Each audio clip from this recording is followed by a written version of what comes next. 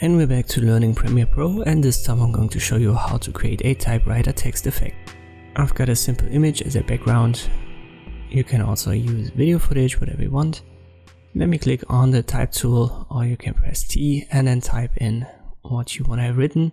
Let me select it all and I go to the effect controls. There's my text element and I can pick a different font. If you can't find the effect controls, go to window and click on it. It should open. I'm going to stick with this font, but I'm going to resize it a little bit. Let me open the Essential Graphics menu and I align it to the center. Now we don't need it anymore. I close the panel. So for now it's just static and we want to animate it with this typical typewriter effect. To do that, we first select it all and then delete the text. So the text element is still there. You can see it right here. And we click on the source text animate object to create our first keyframe. Don't type in your preview window now. It creates a new text element. That's not what we want.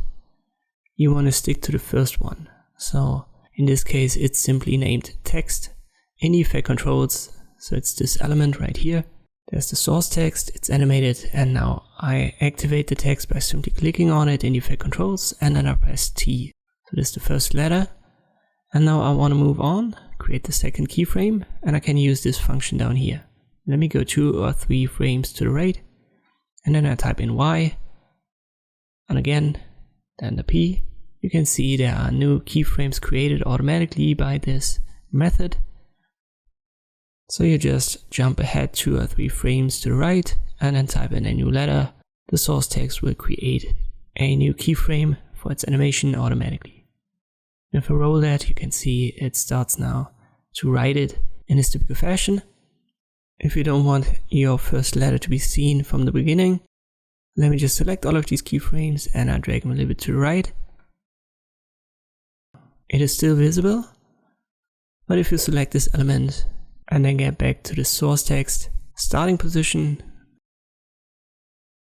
we can simply create a new keyframe by deleting this letter, and now it's empty from the start and the T only starts a couple of frames after the beginning. You might also want to adjust the duration of it. Keep in mind, when you just drag it like this, you will not have affected the keyframes. So the typewriter effect is still in the beginning and then you've got a static text.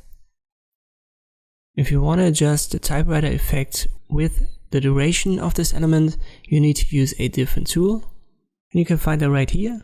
There's the ripple edit tool, just click and hold. It opens this toolbox.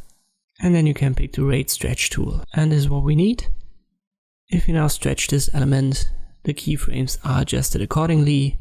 And you can see this typewriter effect is now much slower. And this is how you can create this typical typewriter text effect in Premiere Pro. I hope this video was helpful. Thanks for watching and I'll see you next time.